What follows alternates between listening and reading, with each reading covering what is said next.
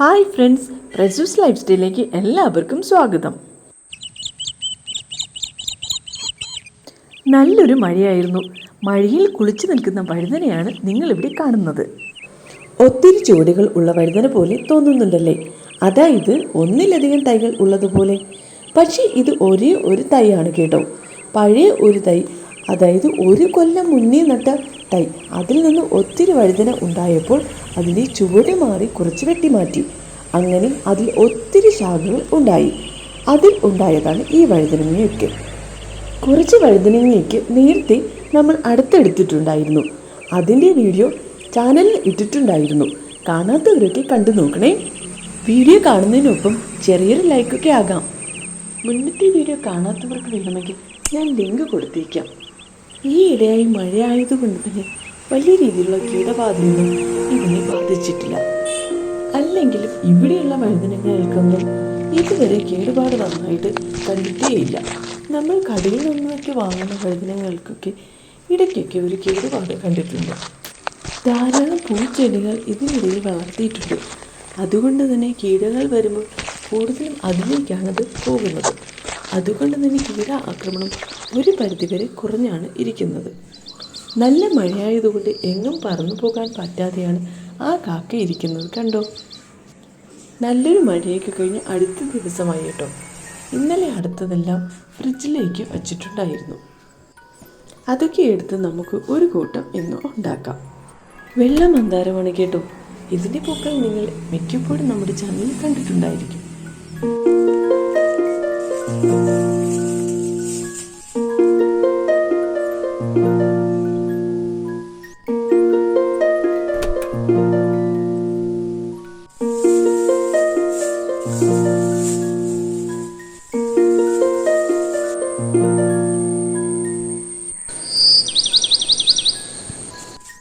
വഴുതനങ്ങ കൊണ്ട് ഒരു കൂട്ടം ഉണ്ടാക്കാമെന്ന് പറഞ്ഞില്ലേ?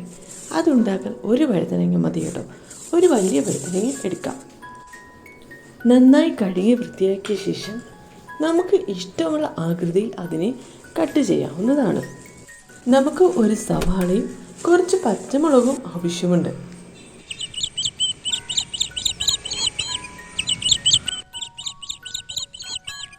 കുറച്ച് കറിവേപ്പിലയും ഒരല്പം വെളുത്തുള്ളിയും ഒക്കെ ഇതിന് ആവശ്യമുണ്ട്.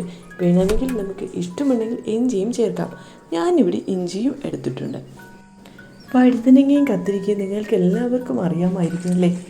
ഇനി അറിഞ്ഞൂടാത്തവരാണെങ്കിൽ പ്രത്യേകം ശ്രദ്ധിച്ച് കേട്ടോളൂ. അതിലേക്ക് ഒരു ചെറിയൊരു കറയുണ്ട്. അത് നമ്മൾ കട്ട് ചെയ്ത ശേഷം വെള്ളത്തിൽ ഇടണം. അതിന് വേണ്ടിയിട്ടാണ് ഞാൻ ഈ വെള്ളം ശേഖരിച്ചത്. വെള്ളത്തിലിട്ട് കഴിഞ്ഞാൽ കുറച്ച് നേരത്തിനുള്ളിൽ തന്നെ അതിൽ കറ അങ്ങ് പോകുന്നതായിരിക്കും. ഇല്ല എങ്കിൽ അതിനൊരു ചെറിയൊരു കയ്പുണ്ടാകും.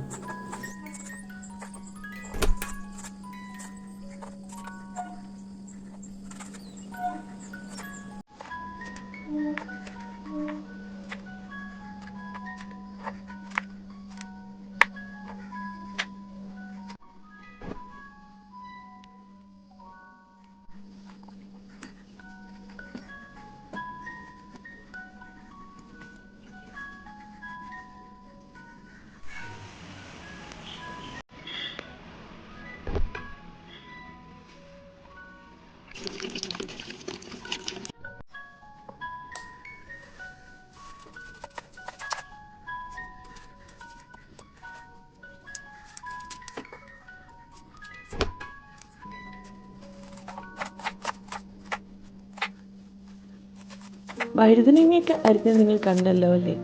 ഇനി നമ്മൾ ഇതിനാവശ്യമായിട്ടുള്ള സവാളയാണ് വരിയുന്നത്. സവാളയും വേണമെങ്കിൽ കൊച്ചുള്ളിയും എടുക്കാം. അത് ഓരോരുത്തരുടെ ഇഷ്ടത്തിനനുസരിച്ച് ടേസ്റ്റ് കൂടുതൽ കിട്ടണമെങ്കിൽ നമുക്ക് കൊച്ചുള്ളിയാണ് കൂടുതൽ നല്ലത്. പക്ഷേ ഇവിടെ എനിക്ക് സവാളയാണ് കുറച്ച് എളുപ്പത്തിൽ ജോലി തീർക്കാൻ പറ്റുന്നത്. അതുകൊണ്ട് തന്നെ ഞാൻ സവാള എടുത്തു. ഇന്നത്തെ പാചകത്തിൽ നമ്മൾ എടുക്കുന്നതിൽ ശരിക്കും പറഞ്ഞു കഴിഞ്ഞാൽ സവാളയും വെളുത്തുള്ളിയും ഒഴിച്ച് ബാക്കിയെല്ലാം നമ്മുടെ തന്നെ പച്ചക്കറി തോട്ടത്തിൽ അല്ലെങ്കിൽ അടുക്കളത്തോട്ടത്തിൽ തന്നെ ഉണ്ടാക്കിയതാണ്. വഴുതനങ്ങ നിങ്ങൾ ആദ്യമേ കണ്ടല്ലോ. പച്ചമുളകിൻ്റെ വീഡിയോയൊക്കെ ഞാൻ ഒത്തിരി ഇട്ടിട്ടുണ്ട് നമ്മുടെ ചാനലിൽ. അവിടെ തന്നെ ഉണ്ടായ പച്ചമുളകാണ് ഇതെല്ലാം. ഇഞ്ചിയും നമ്മുടെ തന്നെ വിളയിലുണ്ട്. എനിക്ക് തോന്നുന്നു നമ്മുടെ ചാനലിൽ ഇഞ്ചിയുടെ വീഡിയോ ഇട്ടിട്ടില്ലെന്ന് തോന്നുന്നു. ഇഞ്ചിയുടെ വീഡിയോ ഞാൻ ഉടനെ തന്നെ അപ്ലോഡ് ചെയ്യാം. കറിവേപ്പില നമ്മുടെ വീട്ടിൽ തന്നെ ഉള്ളതാണ്. ഒരു പാത്രം എടുത്ത് വെച്ച ശേഷം അതിലേക്ക് ഒരല്പം വെളിച്ചെണ്ണ ഒഴിക്കുക. നല്ല ശുദ്ധമായ വെളിച്ചെണ്ണയാണ് കുറച്ചുകൂടി ഈ പാചകത്തിന് ഏറ്റവും നല്ലത്. അത് നന്നായി തിളച്ച് വരുന്ന സമയത്ത് നമ്മളൊരല്പം കടുകിടുക. കടുക് പെട്ടെന്ന് തന്നെ എണ്ണ ചൂടായി കഴിഞ്ഞാൽ കടുക് വളരെ വേഗം തന്നെ പൊട്ടിപ്പോകുന്നതാണ്. കടുക് കരിയാനായി വെയിറ്റ് ചെയ്യരുത് ഒരിക്കലും. കടുക് പൊട്ടിക്കഴിഞ്ഞാൽ ഉടനെ തന്നെ നമുക്ക് ഇതിലേക്ക് നമ്മൾ അരിഞ്ഞു വെച്ചിരിക്കുന്ന ഓരോ സാധനങ്ങളായിട്ട് ഇതിലേക്ക് ചേർക്കാവുന്നത്. ആദ്യം നമുക്ക് എന്തൊക്കെ ചേർക്കാം? സവാളയും ഈ പറയുന്ന മുളകും ഇഞ്ചിയും വെളുത്തുള്ളിയും ഒക്കെ ചേർക്കാവുന്നതാണ്. അതിനൊപ്പം തന്നെ കറിവേപ്പിലയും ഇടാം. വേണമെന്നുള്ളവർക്ക് കറിവേപ്പില അവസാനം ഇട്ടാലും മതി. കാരണം ചിലർക്ക് കറിവേപ്പില ആദ്യം ഇടുമ്പോൾ അത്ര ശ്രദ്ധയില്ലായ്മ കാരണം കരിഞ്ഞു പോകാനുള്ള സാധ്യതയുണ്ട്. അങ്ങനെയുള്ളവരാണെങ്കിൽ ആദ്യമേ കറിവേപ്പില ഇടാതിരിക്കുന്നതാണ് നല്ലത്.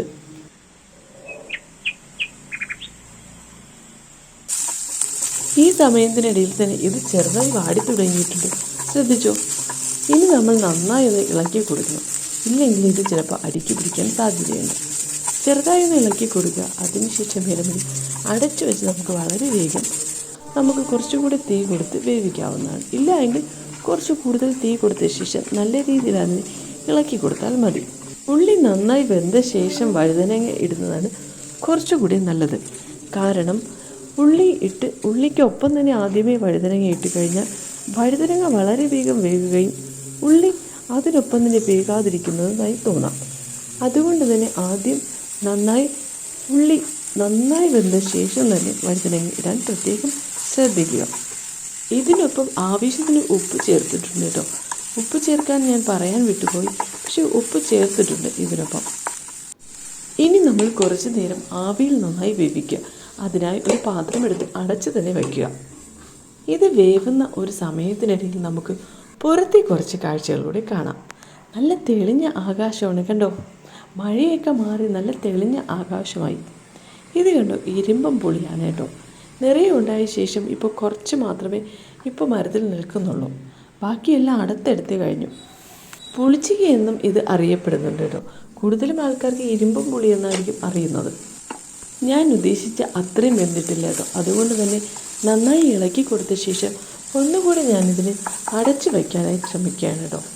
അടച്ചു വയ്ക്കുമ്പോൾ കുറച്ചുകൂടി വളരെ വേഗത്തിൽ തന്നെ ഇത് വേകുന്നതായിരിക്കും. ഇതിനിടയിൽ നമുക്ക് പുറത്തെ കുറച്ചുകൂടി കാഴ്ചകൾ കാണാം. മഞ്ഞ ചെമ്പരത്തിയാണ് കേട്ടോ ഇത്. നല്ല ഭംഗിയാണ് ഇതിനെ കാണാൻ. വീടായാൽ ഒരു ചെമ്പരത്തി നടണമെന്ന് പറയുന്നത് പോലെ നമ്മുടെ വീട്ടിൽ ഒത്തിരി ചെമ്പരത്തിയുണ്ട്. പക്ഷേ ഇതാണെങ്കിൽ ദിവസവും പൂക്കുന്നതാണ്. ഇപ്പോൾ കുറച്ചുകൂടി വെന്തിട്ടുണ്ട് കേട്ടോ. ഇനി നമുക്ക് ഇതിലേക്ക് പൊടികൾ ആഡ് ചെയ്യാം. പൊടികൾ ചേർത്തില്ലെങ്കിൽ ഇനി കുറച്ചു നേരം കഴിഞ്ഞ് കഴിഞ്ഞാൽ ഇത് ഒത്തിരി വെന്തങ്ങ് കുഴഞ്ഞു പോകും. അതുകൊണ്ട് തന്നെ ഇപ്പോൾ മഞ്ഞൾപ്പൊടി കുറച്ച് ചേർക്കാവുന്നതാണ്.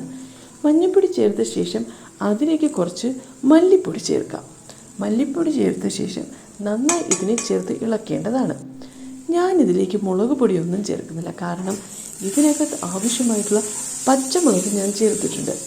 എരിവിനാവശ്യമുള്ള പച്ചമുളകിനും ഒപ്പം തന്നെ ഞാൻ ഇതിലേക്ക് ഇഞ്ചിയും ചേർത്തിട്ടുണ്ട്. അതുകൊണ്ട് തന്നെ ഇതിനകത്ത് ഒരല്പം പോലും മുളക് പൊടി ഞാൻ ഇതിലേക്ക് ചേർക്കുന്നില്ല. ആകെ ചേർക്കുന്ന പൊടികൾ മഞ്ഞൾപ്പൊടിയും മല്ലിപ്പൊടിയും മാത്രമാണ്. നന്നായി ചേർത്ത് ഇളക്കി വെച്ച ശേഷം ഇനി ആവശ്യത്തിന് ഉപ്പ് വേണമെങ്കിൽ ഇടാവുന്നതാണ്. ഇല്ല, ഉപ്പ് കറക്റ്റാണെങ്കിൽ ഉപ്പിടാതെ തന്നെ ഇതിനെ നന്നായി അടച്ച് വയ്ക്കാവുന്നതാണ്. അടച്ചു വെച്ച ശേഷം കുറച്ച് കഴിഞ്ഞ് എടുത്ത് നോക്കിയാൽ കറക്റ്റായിട്ട് ഇത് പാകമാകുന്നതായിരിക്കും. ഇത് കണ്ടോ, ചിത്രശലഭത്തിൻ്റെ പൂക്കൾ എന്ന് വേണമെങ്കിൽ പറയാം.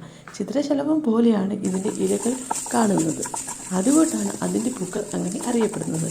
നമ്മുടെ ചാനലിൽ ഇതിൻ്റെ വീഡിയോ ഞാൻ ഷോർട്ട് വീഡിയോ എങ്ങാണ്ട് ഇട്ടിട്ടുണ്ട്. കാണാത്തവർക്ക് വേണമെങ്കിൽ ഞാൻ ലിങ്ക് അതിന് കൊടുത്തേക്കാം. ഇപ്പോഴേക്കും നമ്മുടെ പാചകം ഏകദേശം പൂർത്തിയായിരിക്കുകയാണ്. കണ്ടോ, നന്നായി വെന്തു. പൊടികളെല്ലാം അതിനോടൊപ്പം ചേർത്ത് നന്നായിട്ടിത് പ്രിപ്പയർ ആയിരിക്കുന്നു.